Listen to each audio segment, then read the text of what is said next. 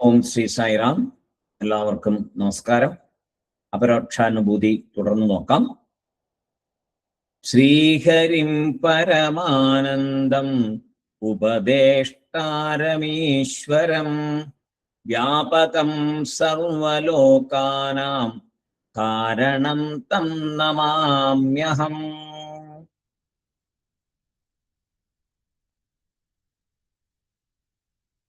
ആചാര്യസ്വാമികള് ദൈനംദിന ജീവിതത്തിലെ ധാരാളം ഉദാഹരണങ്ങളെ പറഞ്ഞുകൊണ്ട് മിഥ്യാത്വത്തെ, ജഗത് മിഥ്യ എന്നുള്ളത് എങ്ങനെ തിരിച്ചറിയണം എന്നാണ് പറഞ്ഞുകൊണ്ടിരിക്കുന്നത്. ധാരാളം ഉദാഹരണങ്ങൾ കഴിഞ്ഞ ക്ലാസ്സുകളിൽ ആചാര്യസ്വാമികളുടെ ശ്ലോകങ്ങളിൽ നിന്ന് നമ്മൾ കണ്ടു. ഇനി 84-ാമത്തെ ശ്ലോകം ധർമ്മങ്ങളെ അധ്യാസം ചെയ്യുന്നു. ഓരോരോ ധർമ്മത്തെ അധ്യാസം ചെയ്യും. സാധാരണ ജീവിതത്തിൽ അങ്ങനെ ചെയ്യുന്നുണ്ട്. അത് മനസ്സിലാക്കിയിട്ട് അതുപോലെയാണ് നമ്മൾ ഈ ശരീരധർമ്മത്തെ ആത്മാവിൽ അധ്യാസം ചെയ്യുന്നത് എന്ന് പറഞ്ഞു തരികയാണ് ഇനി 1-2 കാര്യങ്ങളിൽ കൂടെ. എന്താണെന്ന് നമുക്ക് നോക്കാം. അഭ്രേഷു സൽസുധാവത്സു സോമോ ധാവതി ഭാതി വൈ തദ്വദാത്മനി ദേഹത്വം പശ്യത്യജ്ഞാനയോഗതഃ. അഭ്രേഷു സൽസുധാവത്സു സോമോ ധാവതി ഭാതി വൈ തദ്വദാത്മനി ദേഹത്വം പശ്യത്യജ്ഞാനയോഗതഃ. ചെറിയ ചെറിയ ഉദാഹരണങ്ങളാണ്, പക്ഷെ നമുക്ക് പെട്ടെന്ന് മനസ്സിലാകുന്ന ഉദാഹരണങ്ങളാണ്. അപ്പൊ അങ്ങനെ ആ ഉദാഹരണങ്ങളെ ഇടയ്ക്കിടയ്ക്ക് മനസ്സിൽ കൊണ്ടുവന്ന് ശരീരവും ദേഹവും തമ്മിലുള്ള ആ ബന്ധം നമ്മൾ എന്താണ് വെച്ചിരിക്കുന്നത് എന്നുള്ളതിനെ മനസ്സിലാക്കി ആത്മതത്വത്തെ ശരിയായിട്ട് മനസ്സിലാക്കാൻ വേണ്ടിയിട്ടാണ് ഇങ്ങനെ ധാരാളം ഉദാഹരണങ്ങൾ പറയുന്നത്. എന്താണ് ഇവിടെ പറയുന്നത്? അനുഭവങ്ങളെയാണ് പറയുന്നത്. ഓരോരോ അനുഭവം, എങ്ങനെ നമ്മുടെ മനസ്സിൽ തോന്നുന്ന അനുഭവങ്ങൾ, അത് യാഥാർത്ഥ്യമല്ല, അത് വെറും അധ്യാസമാണ് എന്നാണ് പറയാൻ പോകുന്നത്.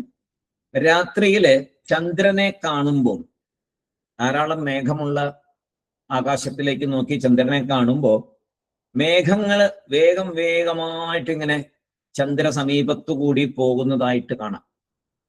അത് മിക്കവാറും ദിവസങ്ങളിൽ നമുക്ക് നോക്കിയാൽ അത് കാണാം. മേഘങ്ങൾ ഉണ്ടെങ്കിൽ തീർച്ചയായിട്ടും വേഗം കാണാം.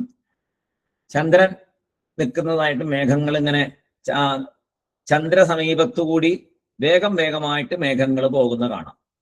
ആ സമയം നമ്മുടെ അനുഭവമോ എന്താണ്? ചന്ദ്രൻ വളരെ വേഗം സഞ്ചരിക്കുന്നതായിട്ടാണ് നമുക്കൊരു അനുഭവം മനസ്സിൽ വരിക. ചന്ദ്രൻ ഇങ്ങനെ സഞ്ചരിക്കുന്നു എന്ന് തോന്നും. ഈ മേഘം കടന്നു, ആ മേഘത്തെ കടന്നു, അങ്ങനെ മറ്റേ മേഘത്തെ കടന്നു, താ പോയിക്കൊണ്ടേയിരിക്കുന്നു. എത്ര മേഘങ്ങളെ കടന്നു പോകുന്നതെന്ന് നമുക്ക് തോന്നും. ശരിക്കും എന്താണ് സംഭവിക്കുന്നത്?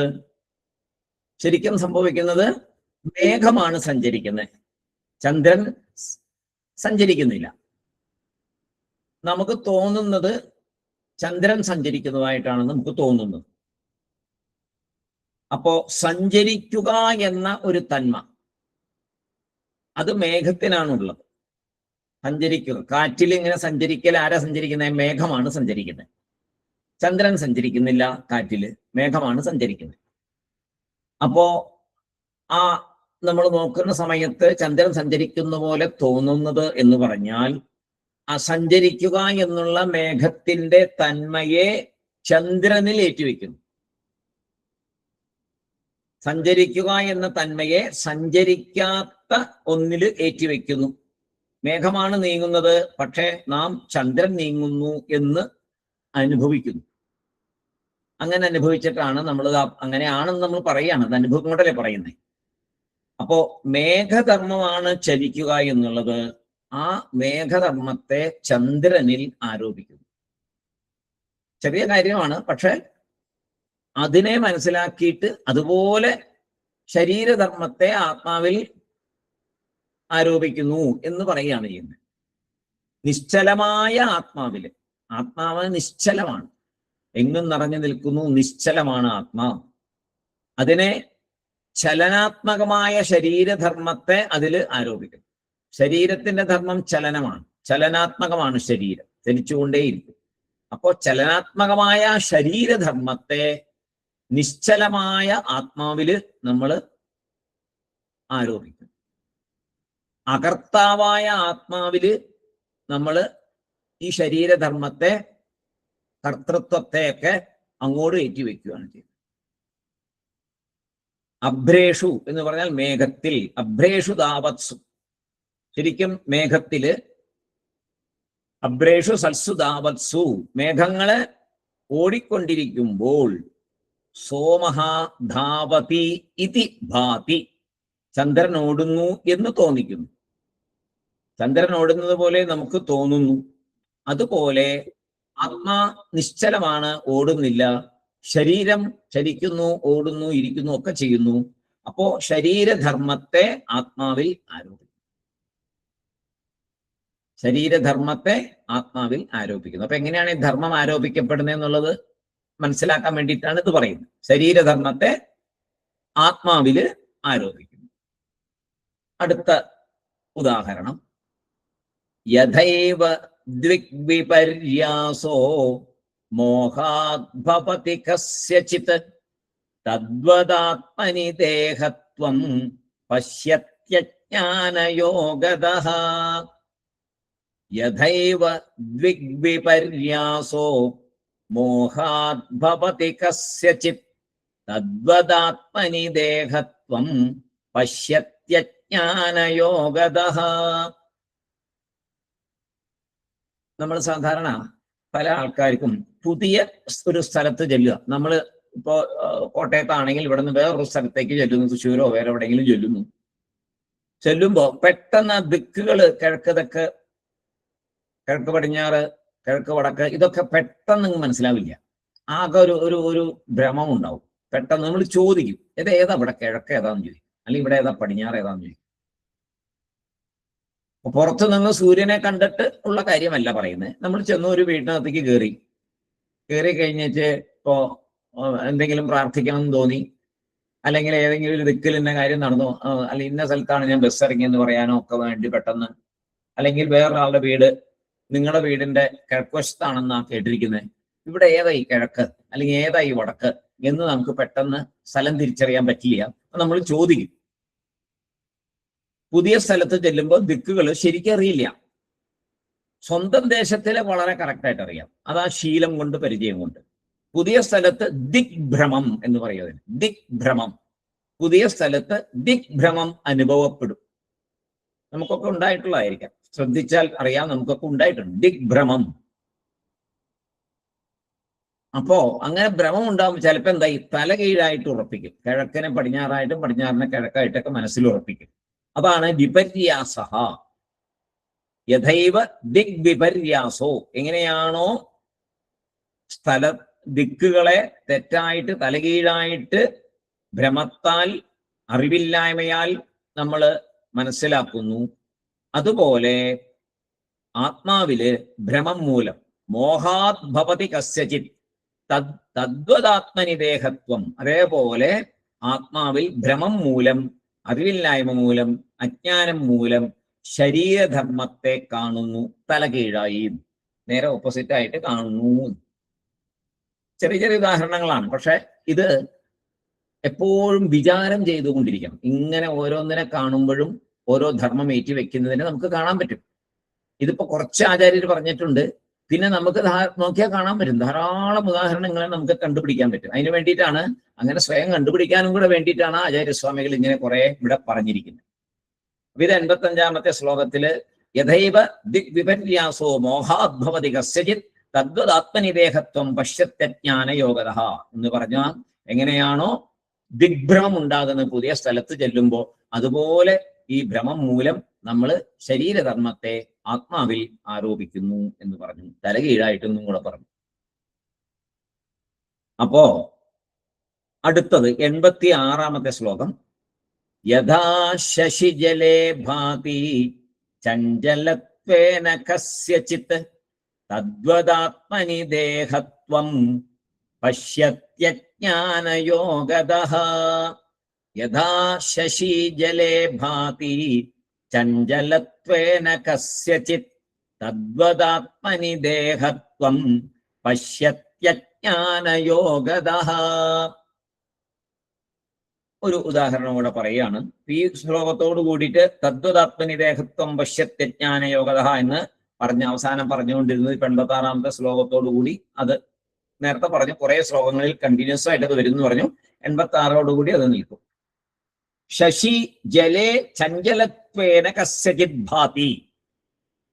കസ്യചിത് ചിലർക്ക് ശശി ചന്ദ്രൻ ജലേ ജലത്തിൽ ചഞ്ചലത്വേന ഭാതി അനങ്ങിക്കൊണ്ടിരിക്കുന്നതായി തോന്നുന്നു. വെള്ളത്തിൽ നോക്കുമ്പോ ചന്ദ്രൻ അനങ്ങിക്കൊണ്ടിരിക്കുന്നതായി തോന്നുന്നു. ഒരു കുളക്കരയിൽ നിന്നിട്ട് ആ വെള്ളത്തിൽ നോക്കുമ്പോൾ, അല്ലെങ്കിൽ കിണറ്റിന്റെ അടുത്ത് നിന്നിട്ട് കിണറിൽ നിന്നിട്ട് കിണറിനകത്തേക്ക് നോക്കുമ്പോൾ മുകളിൽ ചന്ദ്രൻ ഉണ്ടെങ്കിൽ എന്ത് തോന്നും? ചെറുതായിട്ട് ചന്ദ്രൻ അനങ്ങുന്ന പോലെ തോന്നും. ശരിക്കും അനങ്ങുന്നത് ആരാണ്? വെള്ളമാണ് അനങ്ങുന്നത്. പക്ഷെ നമുക്ക് തോന്നുന്നത് ചന്ദ്രൻ അനങ്ങുന്നതായിട്ട് തോന്നും. ചന്ദ്രബിംബം അനങ്ങുന്നതായിട്ട് തോന്നും. കിണറ്റിലോ കുളത്തിലോ വെള്ളം കാറ്റുകൊണ്ട് അനങ്ങുമ്പോഴാണ് ഇങ്ങനെ തോന്നുന്നത്.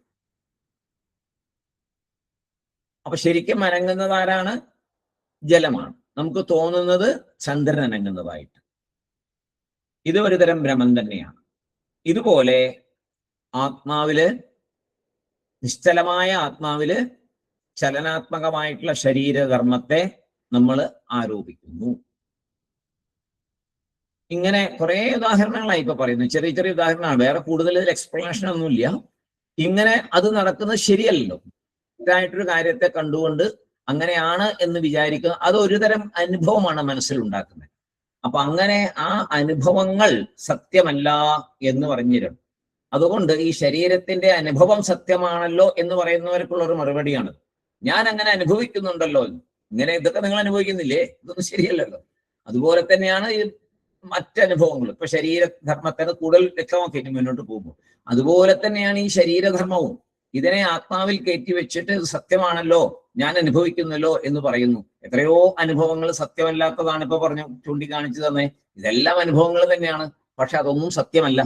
ഇങ്ങനെ അത് മനസ്സിലാക്കണം. അത് വെറും സാധാരണ ഒരു ബുദ്ധിയിൽ അത് മനസ്സിലാവില്ല.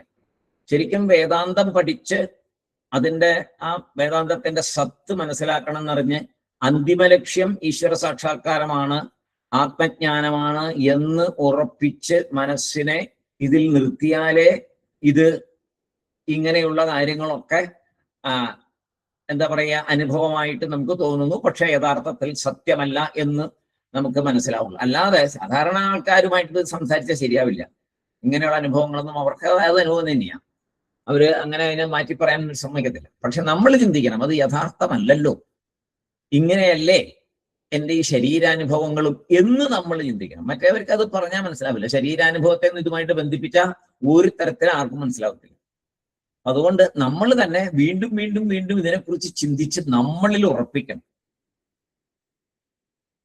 അപ്പൊ ഇത്രയും സമയം ജീവിതത്തിലെ പല അനുഭവങ്ങളും സത്യമല്ല എന്ന് നമ്മെ ആചാര്യസ്വാമി പറഞ്ഞ് മനസ്സിലാക്കി. അതെല്ലാം അനുഭവങ്ങളാണ്, പക്ഷെ അതൊന്നും സത്യമല്ല എന്ന് ആചാര്യസ്വാമി പറഞ്ഞ് മനസ്സിലാക്കി. അതുപോലെ പ്രപഞ്ച അനുഭവവും മിഥ്യ, അതാണ് ഇവിടെ പറഞ്ഞത്. അതുപോലെ പ്രപഞ്ച അനുഭവം, നമുക്കുണ്ടാകുന്ന പ്രപഞ്ച അനുഭവവും മിഥ്യ എന്ന് മനസ്സിലാക്കണം എന്നാണ് ആചാര്യസ്വാമി പറഞ്ഞത്. പ്രപഞ്ച അനുഭവവും മിഥ്യയാണ്. നമ്മളതിനൊക്കെ ശരിയാണ്, സത്യമാണ് സത്യമാണെന്നാണല്ലോ വെച്ചിരിക്കുന്നത്. പ്രപഞ്ച അനുഭവം മിഥ്യയാണ്, അതാണ് ഇവിടെ പറഞ്ഞ് മനസ്സിലാക്കുന്നത്. അടുത്ത 3 ശ്ലോകങ്ങളിൽ കൂടി മിഥ്യ എന്ന കൺസെപ്റ്റിനെ കൺക്ലൂഡ് ചെയ്യാൻ പോവാണ്. ഇനി ഒരു 3 ശ്ലോകങ്ങൾ 87, 88, 89 ആ 3 ശ്ലോകങ്ങളോടുകൂടി ആ മിഥ്യ എന്നുള്ള ആ സബ്ജക്റ്റ് ആചാര്യസ്വാമിയോടെ കൺക്ലൂഡ് ചെയ്യും. പിന്നെ പുതിയ ശ്ലോകങ്ങളിലേക്ക് കടക്കും. അപ്പൊ നമുക്ക് നോക്കാം അടുത്ത 87ാമത്തെ ശ്ലോകം എന്താണ് പറയുന്നേ. ഏവമാത്മന്യ വിദ്യാതോ ദേഹാധ്യാസോ ഹി ജായത്തെ. രണ്ടാമത്തെ വരി മാറി, ഇതിനു മുമ്പ് ഉണ്ടായിരുന്ന തദ്വതാത്മനി എന്നുള്ളത് മാറിയിട്ട് സ ഏവാത്മപരിജ്ഞാനാലീയതേ ച പരാത്മനി. ഏവമാത്മന്യ വിദ്യാതോ ദേഹാധ്യാസോ ഹി ജായത്തെ സ ഏവാത്മപരിജ്ഞാനാലീയതേ ച പരാത്മനി. ഏവം, ആത്മന്യവിദ്യാതും അല്ലെ. ഏവം ഇതുവരെ നാം പഠിച്ച വിചാരത്തിന്റെ ഫലമായി എന്ന് മനസ്സിലാക്കണം. അവിടെ ഏവം എന്നുള്ള വാക്കിനെ മനസ്സിലാക്കേണ്ടത് ഇതുവരെ നാം പഠിച്ച വിചാരത്തിൻ ഫലമായി അവിദ്യാതഃ അറിവില്ലായ്മ കൊണ്ട്, അവിദ്യാതഃ അറിവില്ലായ്മ കൊണ്ട് ആത്മനി ആത്മാവിൽ ദേഹ അധ്യാസഹി ജായത്തെ ദേഹാധ്യാസം തോന്നുന്നു. ഇതുവരെ നാം പഠിച്ച വിചാരത്തിന്റെ ഫലമായിട്ട് അറിവില്ലായ്മ കൊണ്ട് ആത്മാവില് ദേഹ അധ്യാസം തോന്നുന്നു. അതല്ലേ വേദാന്ത തത്വം. അതാണ് ഇവിടെ പറഞ്ഞത്. അതാണ് വേദാന്ത തത്വം. ഇവിടെ ദേഹത്തെ ഇനിയാണ് വളരെയധികം ശ്രദ്ധിക്കേണ്ട ചില വാക്കുകൾ വരികയാണ്. ദേഹത്തെ പ്രപഞ്ചം എന്ന് എടുത്ത് വിചാരം ചെയ്യണം. നമ്മുടെ ശരീരത്തെ പ്രപഞ്ചം എന്ന് എടുത്ത് വേണം ഇനിയുള്ള വിചാരങ്ങൾ ചെയ്യാൻ. ശരീരത്തെ പ്രപഞ്ചം എന്നെടുക്കണം. കാരണം ആത്മാ എന്ന് പറയുമ്പോൾ ദേഹം എന്ന് പറയും. ആത്മാ ദേഹം, ആത്മാ ദേഹം, ബ്രഹ്മം പ്രപഞ്ചം, ഇങ്ങനെ രണ്ടായിട്ട് പറയും. ആത്മാ എന്ന് പറയുമ്പോൾ ദേഹം എന്ന് പറയും, ബ്രഹ്മം എന്ന് പറയുമ്പോൾ പ്രപഞ്ചം എന്ന് പറയും. അപ്പൊ ദേഹം എന്താണ്? പ്രപഞ്ചം. ആത്മാ ആരാണ്? ബ്രഹ്മം. ആത്മാ ബ്രഹ്മം, ദേഹം പ്രപഞ്ചം. ഇങ്ങനെ വേണം ഇത് മനസ്സിലാക്കി പോകാൻ. ഈ വാക്യം ശരിക്കും അറിഞ്ഞാൽ അത് മതി ഒരാൾ മുക്തനാകാൻ എന്നാണ് പറയുന്നത്. ആത്മാ ദേഹം. ആത്മാ എന്നാൽ എന്താണ്? ബ്രഹ്മം. ദേഹം എന്നാൽ എന്താണ്? പ്രപഞ്ചം. അപ്പൊ പ്രപഞ്ചം മിഥ്യ, ജഗത് മിഥ്യ പറയണം. അതിനാണ് ഇത്രേ ഉദാഹരണങ്ങൾ പറഞ്ഞു. അവിടെ പറഞ്ഞത് മുഴുവൻ എന്തായിരുന്നു? അതെല്ലാം മിഥ്യയാണ്, മിഥ്യയാണ്, മിഥ്യയാണെന്ന് പറഞ്ഞു തന്നു. അപ്പൊ ഈ വാക്യം മാത്രം മതി. എന്താണ്? ജഗത് മിഥ്യ എന്ന് ഉറയ്ക്കാൻ. ജഗത് മിഥ്യ ഉറച്ചാൽ എന്തായി? ബ്രഹ്മസത്യമായി. പിന്നെ വേറെ പ്രത്യേകിച്ച് സത്യം പറഞ്ഞു തരേണ്ട കാര്യമില്ല. ജഗത് മിഥ്യ വന്നാൽ ബ്രഹ്മസത്യം അവിടെ ഉണ്ട്. ബ്രഹ്മസത്യം എന്ന് മനസ്സിലായാൽ എന്തായി? മുക്തനായി. ജഗത് മിഥ്യ എന്ന് മനസ്സിലായ മുക്തനായി. നമുക്കൊക്കെ എന്താ പ്രശ്നം? ജഗത് മിഥ്യ എന്ന് നമുക്കൊരിക്കലും ബോധിക്കില്ല. അവിടെയാണ് പ്രശ്നം.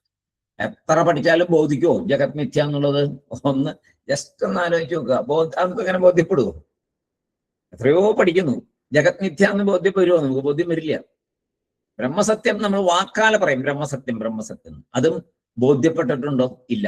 അപ്പൊ ഏറ്റവും ആദ്യം ബോധ്യപ്പെടേണ്ടത് ഏതാണ്? ജഗത് മിഥ്യ എന്നുള്ളത് ബോധ്യപ്പെടണം. അപ്പോ ഓട്ടോമാറ്റിക്കലി ബ്രഹ്മസത്യമാവും. മിഥ്യ പോയാൽ പിന്നെ സത്യം മാത്രമല്ലേ ഉള്ളൂ. പിന്നെ അതിനു വേണ്ടി പ്രത്യേകിച്ച് ബുദ്ധിമുട്ടേണ്ട കാര്യമുണ്ടോ? ഇല്ല. അപ്പോ ബ്രഹ്മസത്യം എന്നുള്ളത് പ്രത്യേകിച്ച് ബുദ്ധിമുട്ടി കണ്ടുപിടിക്കേണ്ടതില്ല. അതേസമയം ജഗത് മിഥ്യ എന്നുള്ളത് ധാരാളം ഉദാഹരണങ്ങൾ കൂടിയും മനനം ചെയ്ത് വേണം മനസ്സിലാക്കാൻ. നമ്മളെ ആരെങ്കിലും ശകാരിച്ചാൽ, നമ്മളെ ആരെങ്കിലും കുറ്റം പറഞ്ഞാൽ, നമ്മളെ ആരെങ്കിലും അപമാനിച്ചാൽ സാധാരണ നിലയ്ക്ക് എന്ത് വരും? ദേഷ്യം വരും. ശകാരിച്ചാലോ, കുറ്റം പറഞ്ഞാലോ, കളിയാക്കിയാലോ, അപമാനിച്ചാലോ ഒക്കെ നമുക്ക് ദേഷ്യം വരും. ഇവിടെ പറയുന്നു, ഗുരുനാഥൻ പറയുന്നു, അങ്ങനെ ദേഷ്യം വരുന്നതിന് പകരം ഇതൊരു തരം അധ്യാസമല്ലേ നടക്കുന്നേ എന്ന് മനസ്സിൽ കാണണം എന്നാ പറയുന്നത്. ഇതെന്റെ ശരീരത്തിലല്ലേ പറയുന്നത്. ഞാൻ ആത്മാവാണ്. ആത്മാവിനെ അയാൾക്കൊന്നും പറയാൻ പറ്റില്ല, ചെയ്യാനും പറ്റില്ല. ഇത് ശരീരത്തെയല്ലേ ഈ പറയുന്നേ. ഇതൊരു അധ്യാസമല്ലേ. ശരീരത്തെ പറയുന്നതെല്ലാം അധ്യാസമാണ്. അപ്പൊ ശരീരത്തെ എന്ത് വേണമെങ്കിൽ പറഞ്ഞോട്ടെ, അധ്യാസം ചെയ്തോട്ടെ. അധ്യാസമാണ് എന്ന് എനിക്ക് മനസ്സിലായാൽ പിന്നെ ഞാൻ അതിൽ വികാരപ്പെടേണ്ട കാര്യമില്ലല്ലോ. മനസ്സിലാവുന്നുണ്ടോ? ശരീരത്തെ പറഞ്ഞോട്ടെ, അതൊരു തരം അധ്യാസം മാത്രമാണ്. ആത്മാവിനെ സ്പർശിക്കാൻ പറ്റത്തില്ല. ആത്മാവിലേക്കുള്ള അധ്യാസമാണ്. അധ്യാസമാണ് എന്ന് ഞാൻ ഈ പിന്നെ പറയുന്നതെല്ലാം ഒരു തരം അധ്യാസമാണ് എന്ന് തിരിച്ചറിഞ്ഞാൽ പിന്നെ എനിക്ക് അതിനോട് ദേഷ്യം വരുമോ? എന്റെ മനസ്സിനെ വേറെ തരത്തിലാക്കേണ്ട കാര്യമില്ലല്ലോ. അപ്പൊ മനസ്സെന്തുണ്ടാവും? ശാന്തമായിട്ടിരിക്കും, പ്രതികരിക്കില്ല. അതിനൊന്നും പ്രതികരിക്കത്തില്ല. പ്രതികരിക്കുക എന്ന് പറഞ്ഞാൽ നമ്മൾ ചേഷ്ട കൊണ്ട് പ്രതികരിക്കലല്ല. മനസ്സിൽ പ്രതികരിക്കാറില്ലേ പലപ്പോഴും? ചേഷ്ട കൊണ്ട്, പ്രവൃത്തി കൊണ്ട് പ്രതികരിക്കാൻ പറ്റാത്ത പല സന്ദർഭങ്ങളിലും നമ്മൾ മനസ്സുകൊണ്ട് പ്രതികരിക്കാറുണ്ട്, ഇല്ലേ? നമുക്ക് വളരെ വേണ്ടപ്പെട്ട ഒരാള് അല്ലെങ്കിൽ വളരെ സ്നേഹമായിട്ടിരിക്കുന്നവര്, അങ്ങനെയുള്ള ആൾക്കാരുടെ ഇടയിൽ വെച്ച് പെട്ടെന്ന് നമ്മളെ അപമാനിക്കുന്ന രീതിയിൽ നമ്മൾ ഒട്ടും പ്രതീക്ഷിക്കാത്തൊരു വ്യക്തി തന്നെ നമ്മളെ കണ്ടിട്ടോ കാണാതെയോ എന്തോ പറഞ്ഞു. അപ്പോ ശരിക്കും പറഞ്ഞാൽ നമുക്ക് അങ്ങോട്ടുള്ള റെസ്പെക്റ്റും അങ്ങനെയുള്ള കാര്യങ്ങളെ കൊണ്ട് നമുക്കത് പ്രവൃത്തിയായിട്ട് കാണിക്കാൻ പറ്റില്ല നമ്മുടെ അനിഷ്ടം അല്ലെങ്കിൽ നമ്മുടെ വിഷമം. നമ്മൾ എന്ത് ചെയ്യും? മനസ്സിൽ അതുണ്ടാവും, പ്രതികരിക്കും. എങ്ങനെ? മനസ്സിനകത്ത് പ്രതികരിക്കും. സങ്കടമായിട്ടോ ദുഃഖമായിട്ടോ വിഷമമായിട്ടോ ദേഷ്യമായിട്ടോ ഒക്കെ പ്രതികരിക്കും മനസ്സിൽ. അപ്പൊ മനസ്സവിടെ ശാന്തമാണോ? അല്ല. അപ്പൊ മനസ്സ് ശാന്തമാകണമെങ്കിൽ എന്ത് വേണം? അവര് നമ്മളെ കുറിച്ച് പറഞ്ഞത് നമ്മുടെ ഈ ശരീരത്തെ ആണ്. ശരീരത്തെ കുറിച്ച് പറയുന്നതെല്ലാം അധ്യാസമാണ്. കാരണം ശരീരം, ദേഹം പ്രപഞ്ചമാണ്. പ്രപഞ്ചം മിഥ്യയാണ്. ഇങ്ങനെ ചിന്തിക്കണം. എളുപ്പമാണോ? പറയുമ്പോൾ എളുപ്പമാണ്. ഇങ്ങനെയൊക്കെ ഒരാൾ നമ്മളെ കുറ്റം പറയുമ്പോൾ അല്ലെങ്കിൽ ഒരാൾ നമ്മളെ അപമാനിക്കുമ്പോൾ ഇങ്ങനെ ചിന്തിക്കാൻ പറ്റുമോ? പറ്റണം. പറ്റിയാലേ അന്തിമ ലക്ഷ്യത്തിലേക്ക് എത്തുള്ളൂ. അപ്പോഴേ മുക്തനാകുള്ളൂ, അപ്പോഴേ ജ്ഞാനിയാവുള്ളൂ. ജ്ഞാനിയാകണം എന്ന് ആഗ്രഹമുണ്ടെങ്കിൽ അങ്ങനെ ചിന്തിച്ചേ പറ്റൂ. അതിന് ശീലിക്കണം, ചിന്തിക്കാൻ ശീലിക്കണം, പതുക്കെ പതുക്കെ ശീലിക്കണം. അപ്പൊ മനസ്സ് ശാന്തമായിട്ട് ഒരു ചലനവും ഉണ്ടാവില്ല മനസ്സിലാ. നല്ല അഭ്യാസമാണല്ലോ നടക്കണേന്ന് മാത്രം ഉള്ളില് രസമായിട്ട് കാണാം, അതിനെ വളരെ സന്തോഷത്തോട് കാണാം. അധ്യാസമാണല്ലോ നടക്കണേന്ന് ഭംഗിയായിട്ട് കാണാം. അപ്പൊ ഈ അധ്യാസത്തെ സത്യം എന്ന് വിചാരിച്ചിട്ടല്ലേ നമ്മൾ സങ്കടവും വേദനയും അനുഭവിക്കുന്നത്? നേരത്തെ പറഞ്ഞ പോലെ വെള്ളം ചലിച്ച്, വെള്ളത്തിന്റെ അനക്കത്തില് ചന്ദ്രനെ അധ്യാസം ചെയ്തു. ചന്ദ്രനാണ് ചലിക്കുന്നതെന്ന് വിചാരിച്ച് അധ്യാസം ചെയ്തു. അങ്ങനെ ആ അധ്യാസം ചെയ്യുന്നത് അത് സത്യമല്ലെന്ന് മനസ്സിലാക്കിയപ്പോൾ കാര്യം മനസ്സിലായി. എന്ന് പറഞ്ഞ പോലെ ഇവിടെ ശരീരത്തെ എല്ലാം പറയുന്നതെല്ലാം അധ്യാസമാണ്. അത് സത്യമാണെന്ന് വിചാരിക്കുമ്പോഴാണ് സങ്കടവും ദേഷ്യവും ഒക്കെ വരുന്നത്. അധ്യാസം മാത്രമാണെന്ന് വിചാരിച്ചാൽ എന്താ ഒരു പ്രശ്നം? അധ്യാസമല്ലേ, അത് പൊക്കോട്ടെ. ഈ ലോകം ശരിക്കും ലോകം നമ്മളെ സങ്കടപ്പെടുത്തുന്നുണ്ടോ? ലോകം നമ്മളെ സങ്കടപ്പെടുത്തുന്നുണ്ടോ? ഇത്രയും പഠിക്കുന്നതിന് മുമ്പ് എന്ത് പറയും? ഉണ്ട് എന്ന് പറയും. ഇനി അത് പറയാൻ പാടില്ല. ഇത്രയും പഠിച്ച ശേഷം, അപരോക്ഷാനുഭൂതി ഇത്രയും പഠിച്ച ശേഷം 87 ശ്ലോകവും 87ാമത്തെ ശ്ലോകം പഠിച്ചുകൊണ്ടിരിക്കുന്നു. ഇനി നമ്മൾ പറയരുത് ലോകം നമ്മളെ സങ്കടപ്പെടുത്തുന്നു എന്ന്. ഒരിക്കലും പറയാൻ പാടില്ല. ലോകം സത്യം ആണെങ്കിലല്ലേ സങ്കടപ്പെടുത്താൻ പറ്റുള്ളൂ. പ്രപഞ്ചം, ലോകം, ജഗത് മിഥ്യയല്ലേ? മിഥ്യക്ക് എങ്ങനെ സങ്കടപ്പെടുത്താൻ പറ്റും? സത്യത്തിനല്ലേ എങ്ങനെ ചെയ്താൽ സത്യമാവുള്ളൂ? മിഥ്യയിൽ ഉണ്ടാകുന്നതെല്ലാം അധ്യാസമല്ലേ, അത് സത്യമല്ലല്ലോ. പിന്നെ ലോകത്തിന് എങ്ങനെ ഞങ്ങളെ സങ്കടപ്പെടുത്താൻ പറ്റും? ലോകം മിഥ്യയാണ്, അതിനെങ്ങനെ നമ്മൾ സങ്കടപ്പെടുത്താൻ പറ്റും? പറ്റില്ല. പക്ഷെ നമ്മൾ സങ്കടപ്പെടുന്നു. നമ്മൾ സങ്കടപ്പെടുന്നത് എന്തുകൊണ്ടാ? അധ്യാസം കൊണ്ട്. അപ്പൊ അധ്യാസമാണെന്ന് തിരിച്ചറിഞ്ഞാലോ സങ്കടം ഉണ്ടാവില്ല. അപ്പോ ലോകമാണ് നമ്മളെ സങ്കടപ്പെടുത്തുന്നത് എന്നാണ് നമ്മുടെ വിചാരം. ആ വിചാരം മാറാൻ എന്ത് ചെയ്യണം? അതിനുള്ള പരിഹാരമാണ് അടുത്ത വരിയിൽ പറയുന്നത്. ഏവം ആത്മാന്യവിദ്യാതോ ദേഹാധ്യാസോ ഹി ജായത്തെ സ ഏവാത്മപരിജ്ഞാനാത് ലീയതേ ച പരാത്മനി. സ ഏവാത്മപരിജ്ഞാനാൽ ലീയതേ ച പരാത്മനി. രണ്ടാമത്തത് എന്താണ്? അവര് ലോകം നമ്മളെ സങ്കടപ്പെടുത്തുന്നുണ്ടോ? ഇല്ല. ലോകം സത്യമെന്ന വിചാരമാണ് നമ്മെ സങ്കടപ്പെടുത്തുന്നത്. ആ ലോകം സത്യമെന്ന വിചാരം മാറാൻ നമ്മൾ എന്ത് ചെയ്യണം? അതാണ് പറയുന്നത്. സ ഏവ ആത്മപരിജ്ഞാനാത് ലീയത്തെ. സ എന്ന് പറഞ്ഞാൽ ഇവിടെ ദേഹ അധ്യാസം.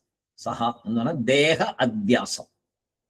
ഈ ദേഹ അധ്യാസം ഈ ദേഹ അധ്യാസം ആത്മപരിജ്ഞാനാത് മുഴുവനായ ആത്മജ്ഞാനത്തിനാൽ. ആത്മപരിജ്ഞാനാത് എന്ന് പറഞ്ഞാൽ മുഴുവനായ ആത്മജ്ഞാനത്തിനാൽ. മുഴുവനായ എന്ന് വളരെ പ്രത്യേകം ശ്രദ്ധിക്കണം അവിടെ.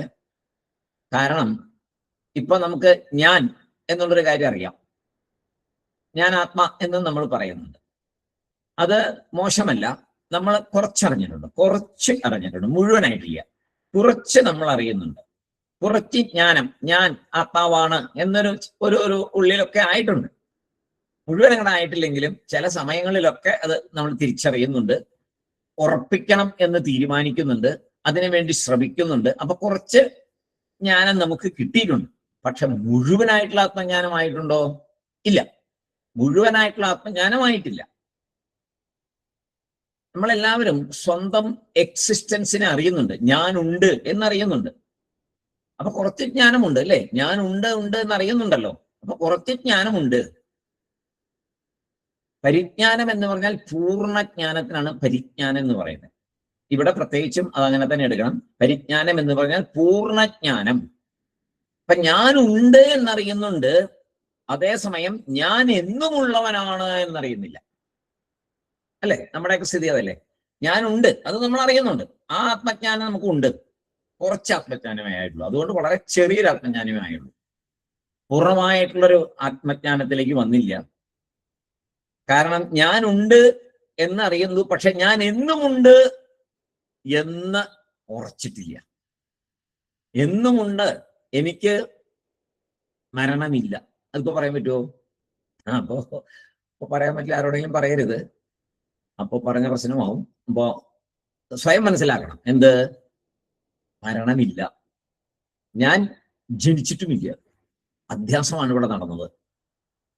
ഇതൊക്കെ പറഞ്ഞു കഴിയുമ്പോ അവനവനുള്ളിലെ മാത്രം അറിഞ്ഞാൽ മതി, ഒരു ഡിസ്കഷനും പോകരുത്. ആപ്പാടെ പ്രശ്നമായി എന്ന് പറയും. വിവേക ചൂടാമണി ക്ലാസ് കേൾക്കുന്നതിന് മുന്നേ ഒരു കുഴപ്പമില്ലായിരുന്നു അങ്ങേർക്ക്, ക്ലാസ് കേട്ട് കഴിഞ്ഞപ്പോ ആപ്പാടെ പ്രശ്നമായി തുടങ്ങി എന്നുള്ളൊരു ചർച്ച ഉണ്ടാവും വീട്ടിലൊക്കെ. സൂക്ഷിച്ചോണം. അതുകൊണ്ട് അവനവൻ മനസ്സിലാക്കുക, സ്വന്തം ആത്മസാക്ഷാത്കാരത്തിന്, ഈ പറഞ്ഞ പൂർണ്ണജ്ഞാനത്തിന് വേണ്ടി മാത്രം ഇത് ഉപയോഗിക്കുക, അല്ലാതെ ഇത് ഉപയോഗിക്കരുത്. അപ്പൊ പരിജ്ഞാനം എന്ന് പറഞ്ഞാൽ പൂർണ്ണജ്ഞാനം. ഞാൻ എന്നുള്ള ഒരു അറിവ് നമുക്കുണ്ട്, പക്ഷെ ഞാൻ എന്നുമുള്ളവനാണ്, നാശമില്ലാത്തവനാണ്. കുറെ വാക്കുകൾ പറഞ്ഞല്ലോ നേരത്തെ. ഒരുപാട് ആത്മാവിനെ കുറിച്ച് ഒരുപാട്, നിഷ്കളോ, നിരഞ്ജനോ, നിർവികൽപ്പോ, നിരാഖ്യാതശുദ്ധോ, ദേവ്, അങ്ങനെയൊക്കെ നിറയെ ഉണ്ട്. ധാരാളം വാക്കുകൾ പറഞ്ഞല്ലോ. അതില് അതെല്ലാമാണ് ഞാൻ അതെല്ലാമാണ്. ഈശ്വരനെ കുറിച്ച് എന്തെല്ലാം പറയുന്നു അതെല്ലാം ഈ ആത്മാവിനെ കുറിച്ചും തന്നെയാണ്. കാരണം ബ്രഹ്മത്തെ കുറിച്ചാണ്. ബ്രഹ്മവും ആത്മാവും ഒന്ന് തന്നെയാണ്.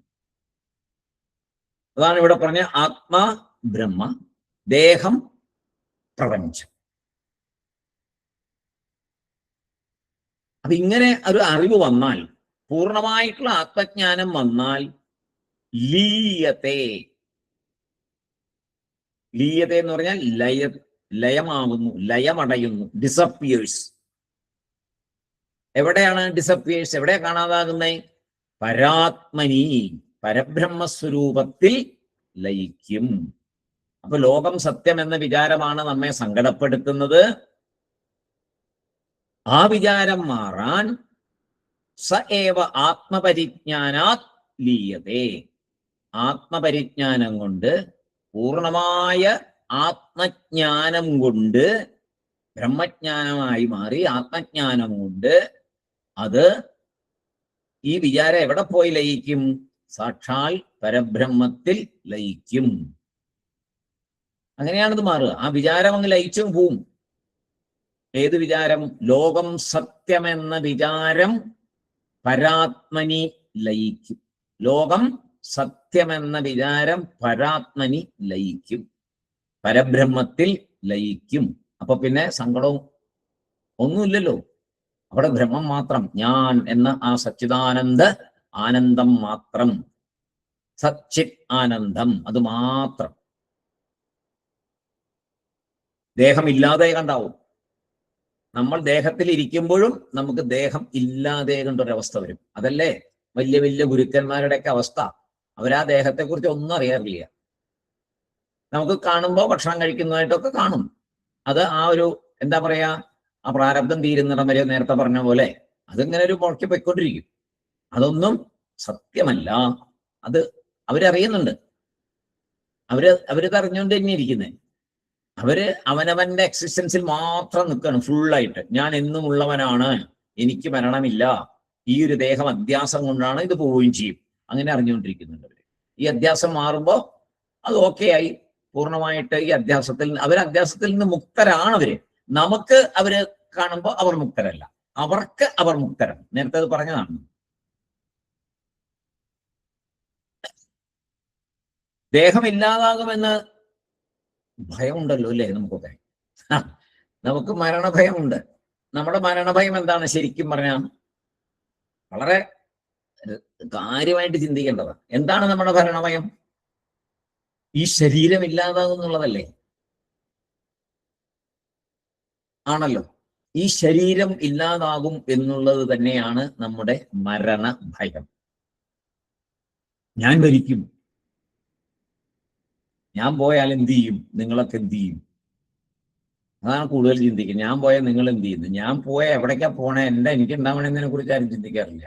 എല്ലാം മറ്റുള്ളവരെ കുറിച്ചുള്ള ചിന്തയാണ്. ഞാൻ പോയാൽ അവര് ബുദ്ധിമുട്ടില്ലേ, എന്റെ പിള്ളേര് ബുദ്ധിമുട്ടത്തില്ലേ, എന്റെ അച്ഛൻ കരയില്ലേ, അമ്മ കരയില്ലേ, ഇങ്ങനെ പല പല പ്രശ്നങ്ങൾ. കുട്ടികൾ എന്ത് ചെയ്യും, ഭാര്യ എന്ത് ചെയ്യും, അവരെന്തെങ്കിലും ചെയ്തോട്ടെ, നമ്മളെവിടേക്കാ പോണേന്നുള്ളതിനെ കുറിച്ചൊരു ചിന്ത വേണ്ടേ? നമ്മളെക്കുറിച്ച് എവിടേക്കാ പോണേ, എന്താ സംഭവിക്കുക, ഇനി എന്താ ഉണ്ടാകാൻ പോണേ, ആരെ കാണാം, ആരെ കാണാൻ പറ്റില്ല.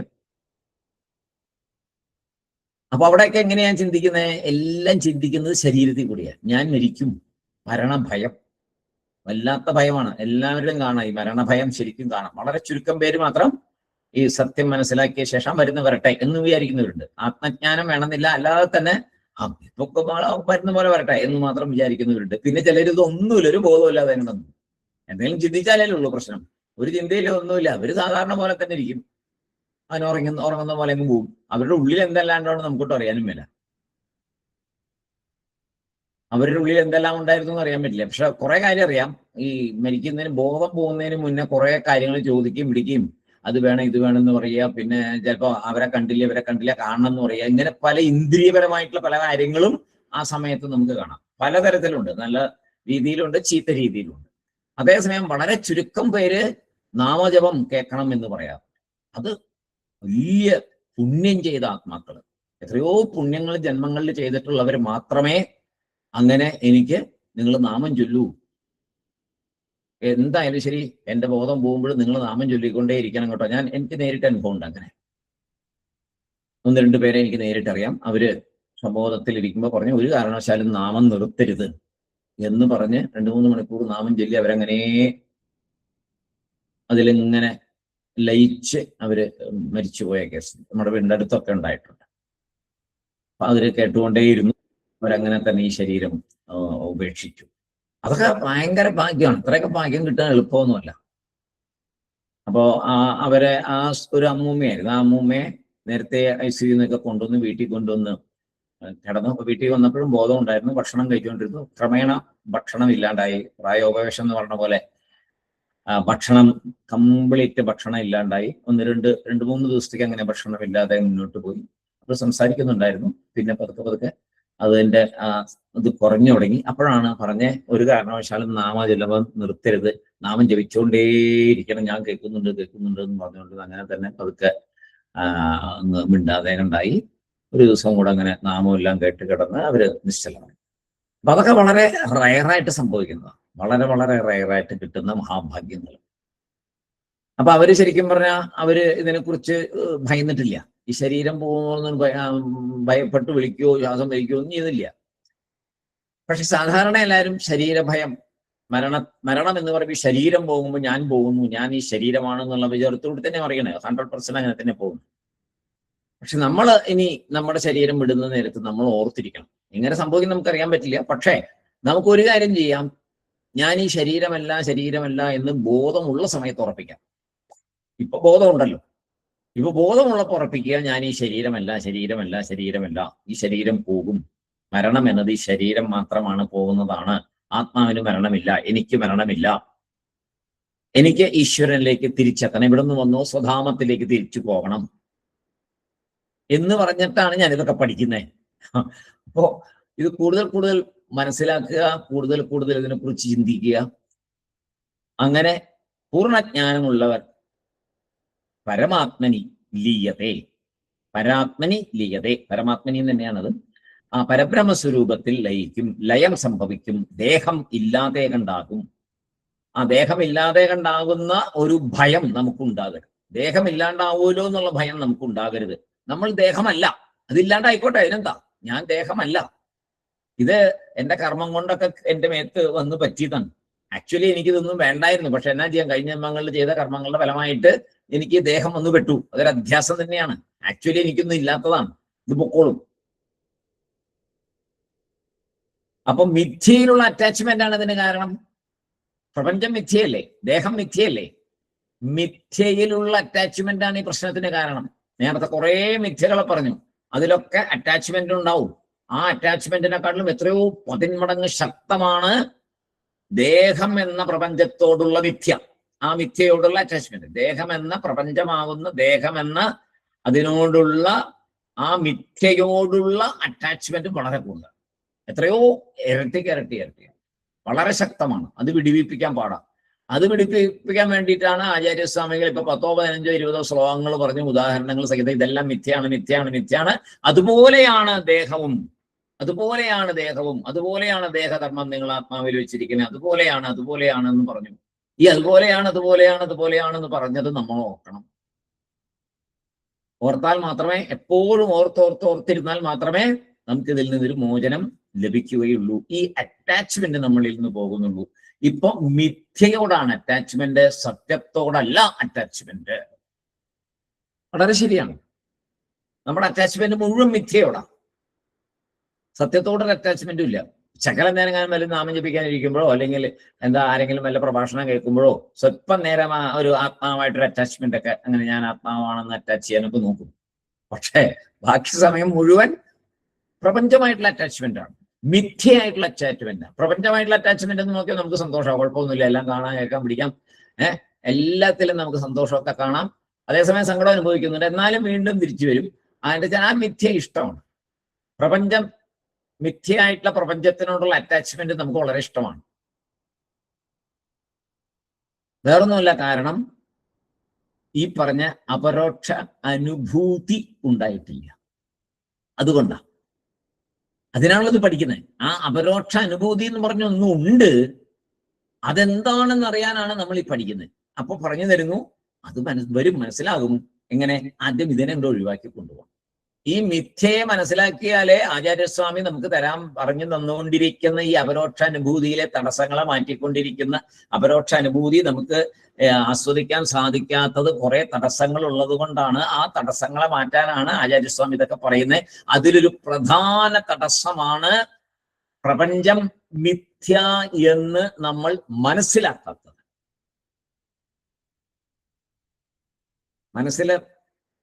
ഒരു അറിവ് കിട്ടിയാൽ മാത്രം പോരാ, അത് പ്രാക്ടിക്കലായിട്ട് ഇംപ്ലിമെന്റ് ചെയ്യാൻ സാധിക്കണം. അറ്റാച്ച്മെന്റ് കൊണ്ടാണ് അത് മനസ്സിലാകാത്തത്. എത്രയോ ജന്മങ്ങളായിട്ട് അറ്റാച്ച് ചെയ്തിരിക്കുകയാണ്. അപ്പൊ പിന്നെ എങ്ങനെ പെട്ടെന്ന് ഒരു ദിവസം കൊണ്ട് മനസ്സിലാവുമോ? ഇല്ല. ഈ ജന്മത്തിൽ ഇത്രയെങ്കിലും ആയി, കഴിഞ്ഞ ജന്മത്തിൽ ഇത്രയും പോലും പോയി കാണില്ല, ഉറപ്പല്ലേ? എന്നാ പിന്നെ ഇത്രയും പാടുപെടണ്ടല്ലോ. അപ്പൊ ഇപ്രാവശ്യം ഏതായാലും കുറെ മുന്നോട്ട് പോയി. അത് വലിയൊരു മഹാഭാഗ്യമാണ്. നമ്മളിത് കേൾക്കുന്ന എല്ലാവരും, ക്ലാസ്സിലുള്ള എല്ലാവരും സന്തോഷിക്കേണ്ട ഒരു കാര്യമുണ്ട്. ഈ ജന്മത്തില് ഒരുപാട് അഡ്വാൻസ് ആയിട്ട് നമ്മൾ മുന്നോട്ട് സഞ്ചരിച്ചിരിക്കുന്നു. മഹാഭാഗ്യം. ഇത്രയും വരെ വന്നല്ലോ, ഇനി നമ്മൾ ഉറച്ചാൽ മതി. അതിന് നിധിധ്യാസനം പറഞ്ഞു തരും ആചാര്യസ്വാമികൾ, ഉറയ്ക്കാൻ. ഇപ്പൊ കാര്യങ്ങളൊക്കെ ഒരു വിധം പിടികിട്ടിയിട്ടുണ്ട്. എത്രയോ പ്രാവശ്യം പറഞ്ഞു കഴിഞ്ഞു പ്രപഞ്ചം മിഥ്യ, പ്രപഞ്ചം മിഥ്യ, പ്രപഞ്ചം മിഥ്യ. എന്നിട്ട് പറഞ്ഞു ദേഹം പ്രപഞ്ചമാണ്, ദേഹം പ്രപഞ്ചമാണ്, ദേഹം പ്രപഞ്ചമാണ്, ദേഹം മിഥ്യ. അപ്പോ ഒരറിവ് കൊണ്ട് ഇത് മിഥ്യയാണ് എന്ന് പറയുമ്പോൾ അത് മനസ്സിലാക്കാൻ പോലും നമ്മൾ തയ്യാറാകാത്തത് എന്തുകൊണ്ടാണെന്ന് വെച്ച് കഴിഞ്ഞാൽ ഈ അറ്റാച്ച്മെന്റിന്റെ ശക്തി കൊണ്ടാണ്. ഈ അറ്റാച്ച്മെന്റിന്റെ ശക്തി കൊണ്ടാണ് എത്രയോ ഉദാഹരണങ്ങൾ പറഞ്ഞിട്ട് ഈ ദേഹധർമ്മത്തെ ആത്മാവിൽ അധ്യാസം ചെയ്തിരിക്കുന്നു. ഈ പ്രപഞ്ചം മിഥ്യയാണ്, അതുകൊണ്ട് ദേഹം മിഥ്യയാണ്.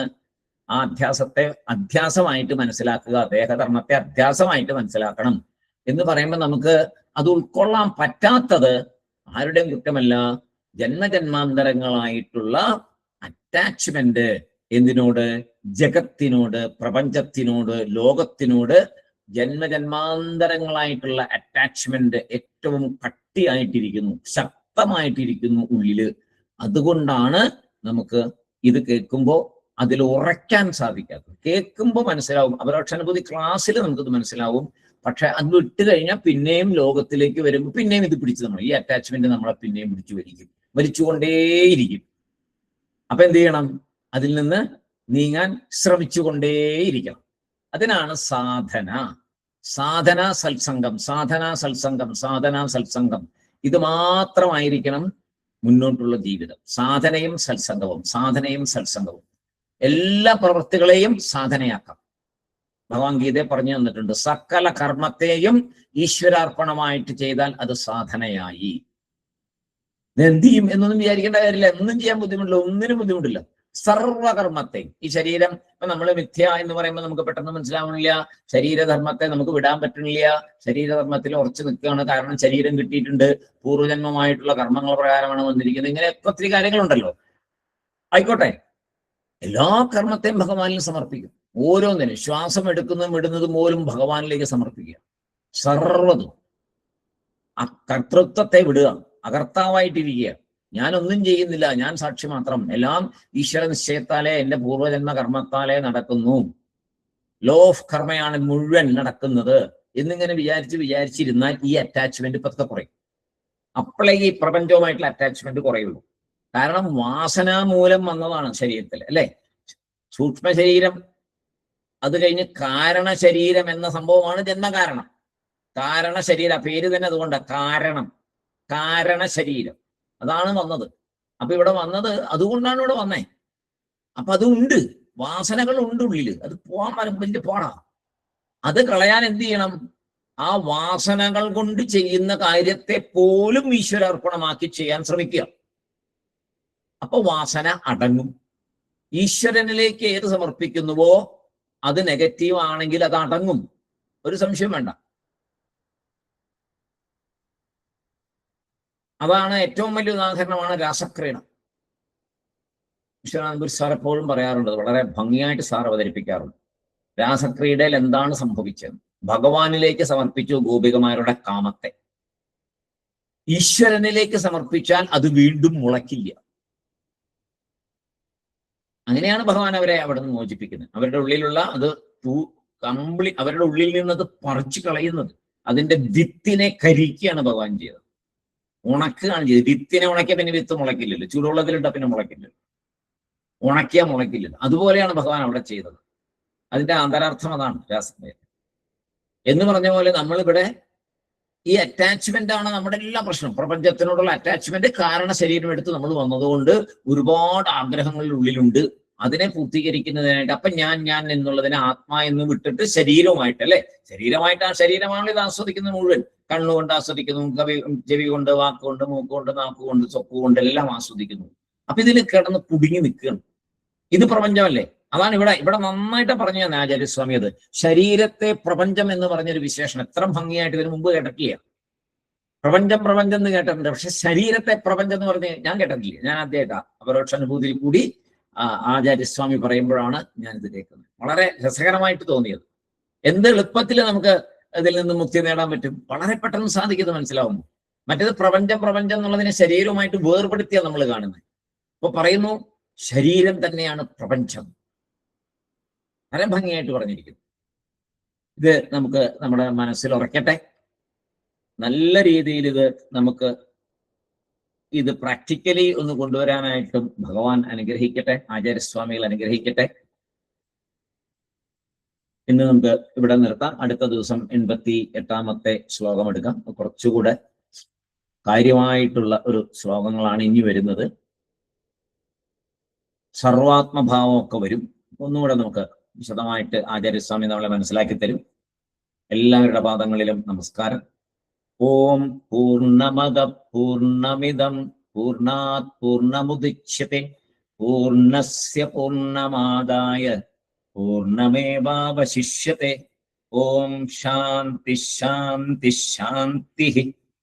ഹരി ഓം തത്സത്. ബ്രഹ്മാർപ്പണമസ്തു. എല്ലാവർക്കും സായിരാം. അടുത്ത ദിവസം വെള്ളിയാഴ്ച ഒരു പക്ഷേ ഞാൻ മെസ്സേജ് ഇടാം. എൻ്റെ കുട്ടികളുടെ ക്യാമ്പ് നടക്കുകയാണ്. അതുകൊണ്ട് ചിലപ്പോ താമസിക്കുകയാണെങ്കിൽ അന്ന് ക്ലാസ് എടുക്കാൻ പറ്റില്ല. നോക്കിയിട്ട് ഞാൻ മെസ്സേജ് ഇട്ടോളാം. അടുത്ത മൺഡേ എന്തായാലും ഇതായിരിക്കും. ഫ്രൈഡേ പറ്റുമോ ഇല്ലയോ എന്ന് നോക്കട്ടെ. Sairam. Thank you sir. Sairam sir. Sairam sir. Sairam. Sairam sir. Sairam. Sir.